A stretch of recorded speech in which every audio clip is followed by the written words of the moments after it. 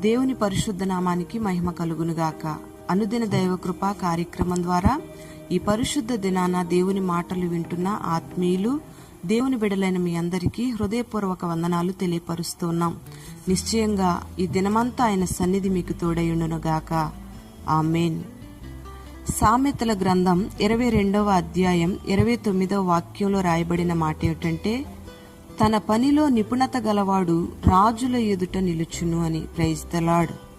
ఒక రాజు ఎదుట నిలబడాలి అంటే తనకు అప్పగించబడిన పనిలో నిపుణత కలిగి ఉంటేనే రాజు ఎదుట ధైర్యంగా నిలబడగలుగుతాడు. ఒక రాజు ఎదుట నిలబడడం అంటే అది సామాన్యమైన విషయం కాదు.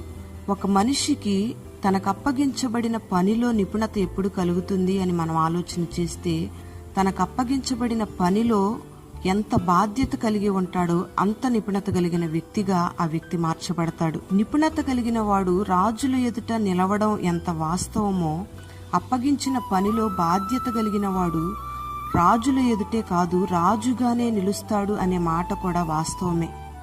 ప్రియ దేవుని బిడ్డలారా, తనకు అప్పగించబడిన పనిలో బాధ్యతగా పనిచేసి నిపుణత కలిగిన పనివాడిగా మార్చబడి రాజు ఎదుట నిలబడమే కాకుండా ఒక రాజ్యానికే ఒక రాజుగా మార్చబడిన ఘనత దావీదుది. Praise the lord.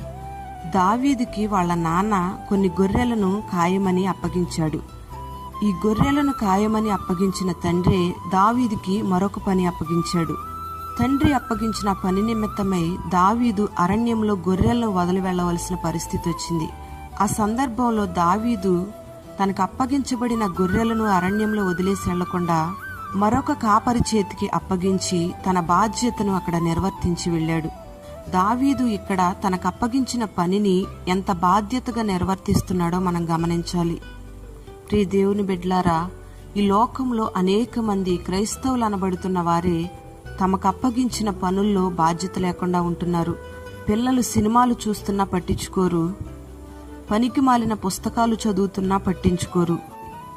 వారు పూర్తిగా పాడైపోయిన తరువాత ఆ పిల్లలను గూర్చి గుండెలు బద్దలయ్యేటట్లుగా ఏడుస్తారు. ప్రియ దేవుని బిడ్డ, అలాంటి పరిస్థితులు నీ కుటుంబంలోకి ఏమాత్రం రాకూడదు. ప్రభువు ఈ భూలోకంలో నిన్ను ప్రేమించి నీకు కొన్ని బాధ్యతలు అప్పగించాడు.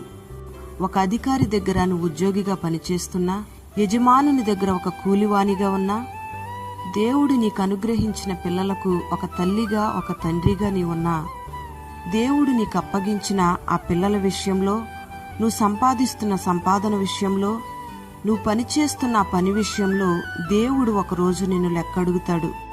అందుకే నీకు అప్పగించబడిన ఏ పని అయినా, పిల్లలైనా, కుటుంబ వ్యవస్థ అయినా, నీకు అప్పగించిన భర్త విషయంలోనైనా, నీకు అప్పగించబడిన భార్య విషయంలోనైనా, నువ్వు చేస్తున్న ఉద్యోగ విషయంలోనైనా, అది ఏ పనైనా కానివ్వండి, నీకు అప్పగించిన ప్రతి పనిలో నువ్వు బాధ్యత కలిగిన వ్యక్తిగా నీ బాధ్యతను నువ్వు నిర్వర్తించాలి. అప్పుడే ఆ పనిలో ఒక నైపుణ్యత కలిగిన వ్యక్తిగా నువ్వు తీర్చిదిద్దబడతావు.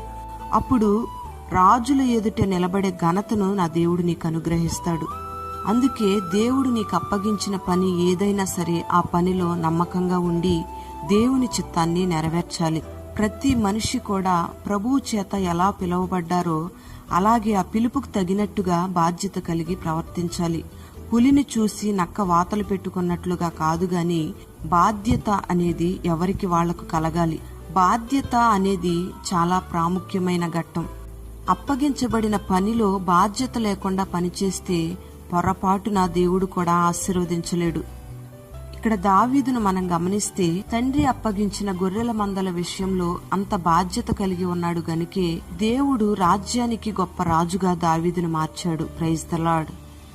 కొంచెంలో నమ్మకంగా ఉంటే అనేక వాటి మీద ప్రభు అధికారిగా నియమిస్తాడు అని పరిశుద్ధ గ్రంథంలో మనం చదువుతూ ఉన్నాం. ప్రియ దేవుని బిడ్డలారా, ఈ భూలోకంలో భౌతికంగా కొన్ని బాధ్యతలు దేవుడు నీకు అప్పగించాడు. అలాగే నీ ఆత్మీయ జీవితానికి కూడా కొన్ని బాధ్యతలను నీకు అప్పగించాడు. నువ్వు చేస్తున్న భక్తిలో ఒక మంచి నైపుణ్యత కలిగిన భక్తి నువ్వు చేయాలి. చేతగాని వానిగా సాదాసీదా భక్తి నువ్వు చేయకూడదు గాని రోషముతో, వైరాగ్యంతో భక్తి చేయగలగాలి. అప్పుడే మన ప్రభువైన యేసు క్రీస్తు రారాజుగా రాబోతూ ఉండగా ఆ రాజు ఎదుట నిలబడగలుగుతావు. చేస్తున్న భక్తిలో నైపుణ్యత కలిగి ఉండాలి. చేస్తున్న ఆరాధనలో నైపుణ్యత కలిగి ఉండాలి. నీకు ఉన్న విశ్వాసంలో నైపుణ్యత కలిగి ఉండాలి. దేవుడు నీకు అప్పగించిన సంఘం విషయంలో కూడా నువ్వు బాధ్యత కలిగి ఒక నైపుణ్యత కలిగిన వ్యక్తిగా ఉండాలి. పరిచర్య చేసే విషయంలోనైనా, ప్రార్థించే విషయంలోనైనా దేవుడు ఆత్మ సంబంధంగా నీకే బాధ్యత అప్పగించినా ఆ పనిలో నువ్వు నైపుణ్యత కలిగి బాధ్యతలన్నీ నిర్వర్తించాలి.